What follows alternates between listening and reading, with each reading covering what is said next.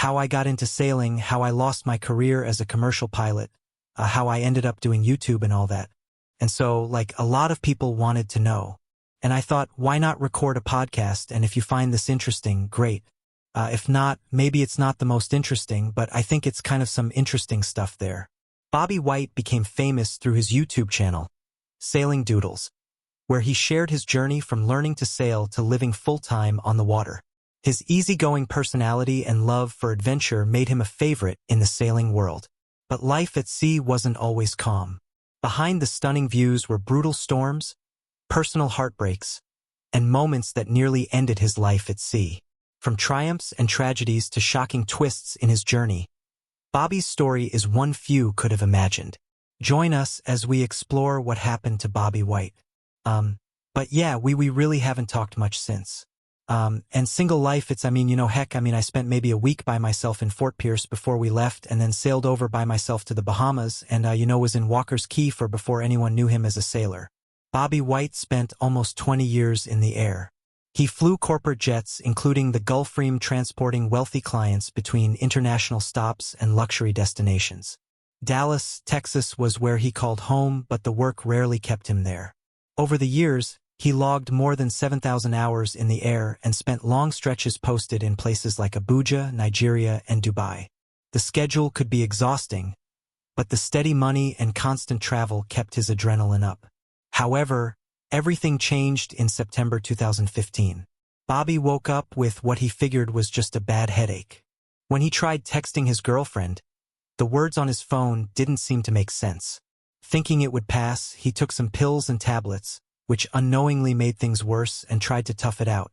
His symptoms kept getting stranger, so he finally drove himself to urgent care. A CT scan confirmed what Bobby couldn't see coming. A hemorrhagic stroke had caused him serious brain damage. He was rushed by air to a hospital in Dallas, spending 11 days in the neuroscience intensive care unit and undergoing 3 procedures just to stabilize him. His recovery process was slow and hard. Bobby had to relearn how to read, spending months training his brain to recognize letters again. And when it was all over, doctors told him something that hit harder than anything else. At 38, his medical certification to fly was gone for good. The career he'd built since he was young vanished in an instant. For a while, he didn't know what to do. Eventually, Bobby tried to pivot. Real estate looked like a natural path, especially since his mother worked in the field. But 8 months in, the pressure nearly broke him and he walked away. Somewhere in that low point, he stumbled onto sailing channels on YouTube. Couples documenting life at sea suddenly filled his screen. The idea clicked. He'd always carried a dream of sailing around the world, a fantasy born from books he'd read growing up. Now everything in his life pointed toward a restart. So he made a choice. Bobby sold most of what he owned and bought a 1984 37-foot CNC sailboat called Rough Seas for $24,000. In October 2016, he left Galveston Bay with his 2 Labradoodles, Maverick and Goose, and started a YouTube channel. At first, the YouTube videos were a way to help cover expenses. Then, the audience grew and the adventure turned into something much bigger. That momentum carried into 2017. By the middle of the year, things were finally clicking for Bobby. Rough Seas had carried him out of Texas, across the Gulf, through the Florida Keys, and eventually toward the Bahamas and the U.S. Virgin Islands. The YouTube channel was slowly pulling in a modest income, just enough to cover groceries and repairs. People seemed to like the honesty of it all, the leaks, the constant fixes, and watching someone learn how to sail by doing it the hard way. He even had a buyer interested in taking the boat off his hands after that first year. It looked like things were finally going his way. Then, Hurricane Maria tore through Puerto Rico in September 2017. Bobby had left Rough Seas tied up there while he worked a delivery job. And when the storm rolled over the island with winds well over 100 miles per hour, the boat didn't stand much of a chance. The mast broke, the hull cracked, water poured into the cabin. When he returned, he saw the Rough Seas couldn't be saved. The buyer backed out and the insurance payout barely covered anything. Fixing it wasn't an option. In the end, Bobby handed the boat over to someone who could strip it for parts and walked away. For most people, that would have been the moment they called it quits. Another sailor reached out with an idea, though.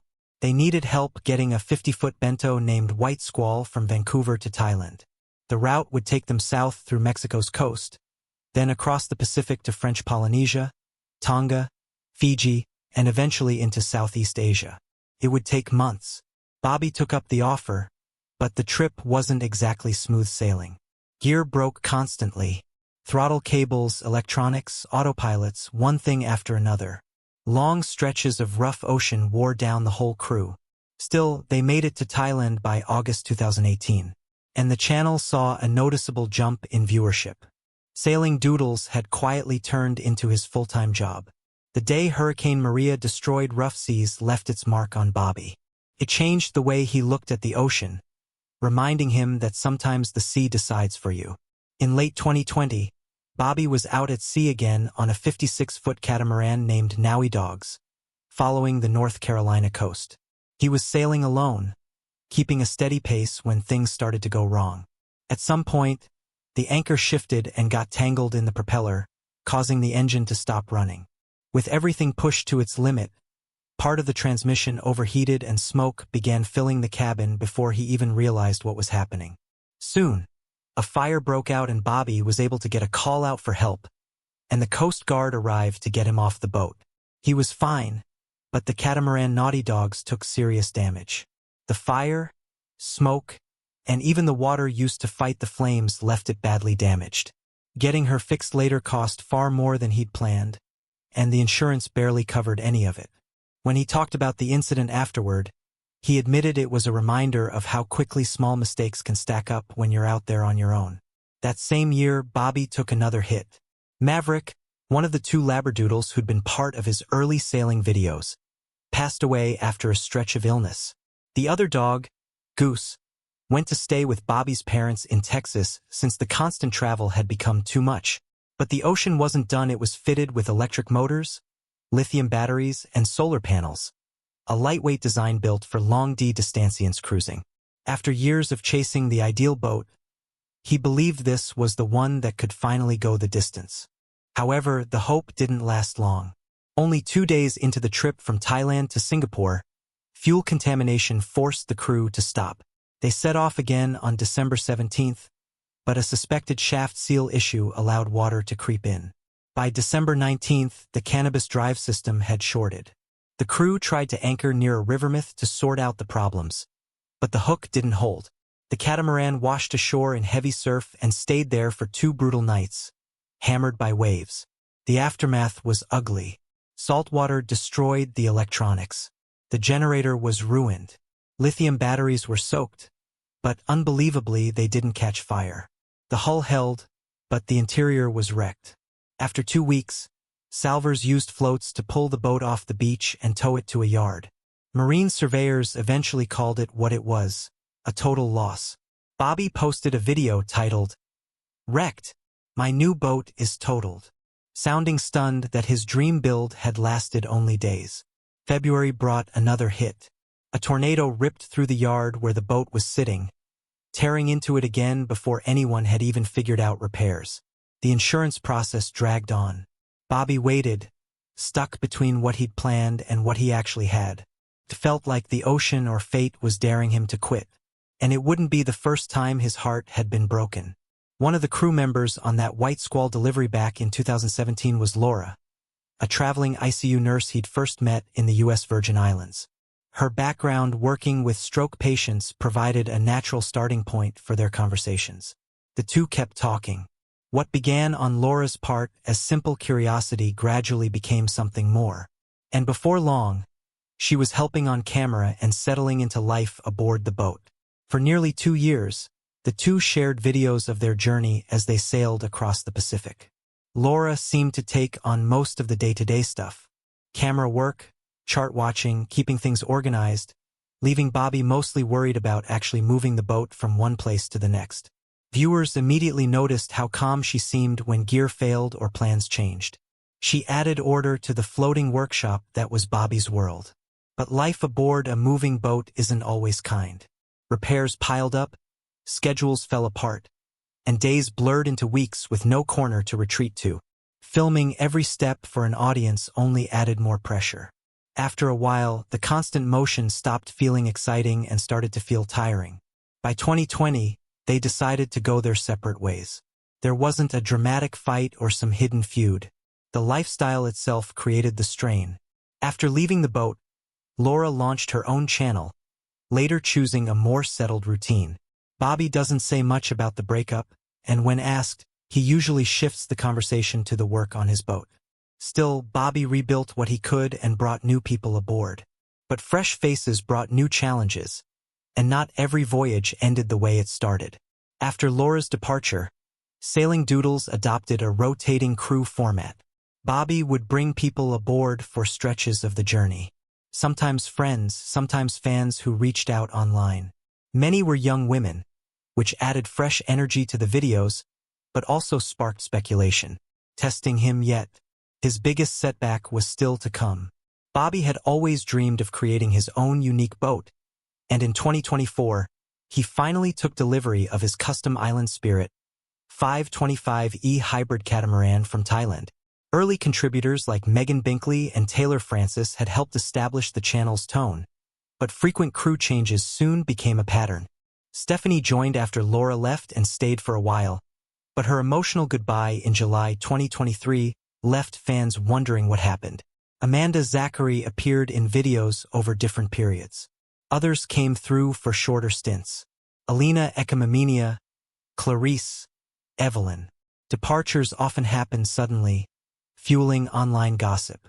In July 2025, new crew members Mackenzie, Madison, and Evelyn left shortly after arriving in the Abacos. Bobby cited homesickness and personality clashes. Online forums exploded with speculation. Reddit threads and sailing communities dissected every departure with anonymous allegations surfacing about discomfort, boundary issues, and unmet expectations. Some accused Bobby of inappropriate behavior or exploiting attractive crew for views. Bobby addressed the negativity in podcasts, insisting he selects crew based on enthusiasm and comfort on camera, not romantic interest. He framed most departures as mutual, tied to the stress of confined living and unpredictable boat life. Former crew member Sydney publicly defended him, praising his professionalism and the skills she gained. Others stayed silent. The frequent departures reshaped the channel from group adventures to more solo content, but the rumors never fully disappeared. Afterward, Bobby tried a new approach, something he thought was easier. The constant crew changes hit Bobby harder than he expected. By 2021, he was worn out from the daily grind. The endless work with the canvas and the non-stop adjusting of sails and rigging day after day, it drained him. Bobby eventually shifted gears, buying a Hatteras 60 motor yacht he jokingly called the Dark Side. The name fit. He traded the romance of sailing for the simplicity of just pushing a lever forward. Later, he added a CRA 340 to his fleet, perfect for exploring the shallow bays of the Bahamas. At first, it felt freeing. No sail trim, no constant tweaking, just point the bow and go. Bobby embraced the change and treated it as an experiment. The boat was quick and comfortable, but after a few seasons, the rhythm became too familiar. What once felt rewarding started to feel tiring.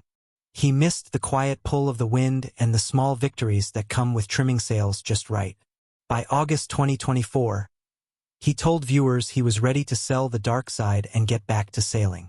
He ordered a new Island Spirit 525E hybrid electric sailing catamaran. His goal was simple: to use modern electric systems and solar power, but still keep the feeling of real sailing. However, that didn't work. The whole detour taught him something he already suspected. Gadgets can make life easier, but they can't replace the soul of sailing. But he kept filming, kept moving. Then came Amanda, a bright spot in the storm. Of all the crew who cycled through the channel, Amanda Zachary stood out.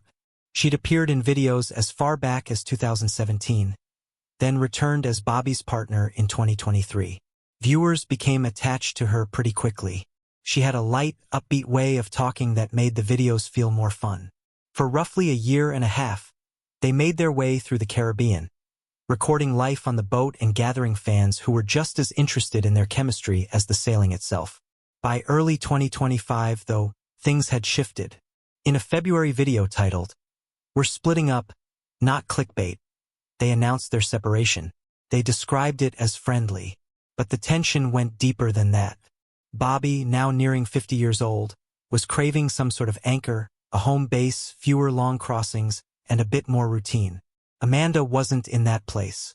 She wanted to stay on the move, explore, and live without the commitments that come with settling down. The difference wasn't about affection so much as direction. After parting ways, Amanda started her own YouTube channel under her name and kept sailing solo. Bobby remained in the Bahamas, throwing himself back into filming and maintenance. During a podcast a month later, he admitted that the lifestyle can be isolating, that dating while constantly on the move often feels impossible. As months went by, online discussions questioned whether Bobby blurred the line between work and relationships. He didn't respond publicly. Long gaps between uploads over the summer fueled speculation. By October 2025, he was back to sailing solo, seemingly comfortable with the calm when Bobby's stroke ended his aviation career. He never expected YouTube to become his financial lifeline. By 2025, Sailing Doodles wasn't just a hobby channel anymore. The audience had climbed past 717,000 subscribers, with total views pushing well over 451 million. On YouTube alone, monthly income swings depending on views, usually a few thousand, sometimes reaching 4,000 in the busiest months. The real boost comes from elsewhere. Brand deals, Patreon supporters, and the merch his viewers keep buying. When you put it all together, people who track creator earnings estimate he brings in somewhere in the $200,000 to $300,000 range. Each year, brand deals also play a part, including working with companies like Highfield Boats. He sells shirts, hats, and other small items through his website, all carrying the Sailing Doodles branding. And a portion of his audience supports him on Patreon for early videos, extra clips, and more personal check-ins. He added a podcast a few years back, and it's grown into a steady part of how he earns a living. Episodes such as Sailing, Heartbreak, and the future of Sailing Doodles draw large audiences, giving Bobby room to talk about the parts of his life that don't always fit into a weekly video. After years of chasing repairs, storms, and stories, Bobby's journey started to mean more than just views. He began passing along what the ocean had taught him. Bobby has never tried to sell himself as some kind of guru, but after 8 years living on the water full-time, he's picked up plenty worth passing along. On his Podia page, he offers reasonably priced courses on topics like full-time cruising, how to cross ocean safely, and basic care for hybrid-powered boats. Much of the material comes straight from his own experience, including the mistakes he's made along the way. He's also shared what he knows at public events.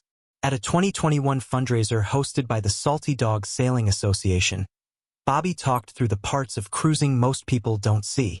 How much it costs to keep a boat moving, the gear you really need on board, and what long stretches at sea actually feel like. In another seminar titled Cruising Life Costs and Lifestyle, he broke down things like stretching a food budget and choosing between single hull and twin hull designs. On his podcast, those topics come back as listener questions. Common errors new sailor make. How relationships change when two people live in tight quarters. And the mental toll of months spent away from routine. One theme tends to surface whenever he speaks. Don't wait too long to chase the dream. His stroke took his career overnight, and he often points out that not everything can be put on hold until retirement. Sometimes you either go now or you never go at all. He's not the type to run big charity campaigns, but he has pitched in when he can. Back in 2020, he passed his damaged boat to a friend to rebuild and sell, and the money went towards small community causes. From time to time, he's taken part in local fundraisers and used his audience to remind people to treat the water responsibly. None of it is loud or branded. It's a steady kind of contribution, helping new sailors find their footing, offering what he's learned, and showing by example rather than chasing attention. At 48, Bobby White is still out on the water, operating mainly out of the Bahamas. For now, he's living aboard his powerboat, Naughty Dogs, while insurance companies sort through the paperwork, and he waits on plans for a replacement catamaran. Recent uploads show him moving through the Abacos, and he's hinted at runs to Colombia, St. Martin, and stops along the U.S. East Coast. He spent time chartering in Greece as well, filming life in the Mediterranean. Those videos consistently draw 6F-figure view counts. If anything, the channel has picked up speed. He posts new episodes each week, and the audience continues to show up. The podcast keeps growing, too, with conversations about mishaps at sea, managing relationships on a boat, and practical how-to discussions. He's broadened his topics over time, covering how much it realistically costs to cruise each month. According to Bobby, prices range between $1,500 to $5,000 depending on where you are. He also reviews navigation software like Windy, Predict Wind, and Garmin Navionics. He's even talked about staying healthy when land is far behind you. These days, he's on his own more often than not. Old crew members such as Clarice or Alina will sometimes join for a stretch, but the dynamic has changed. He's learned to live with the calm. The people who come aboard eventually move on, but the ocean,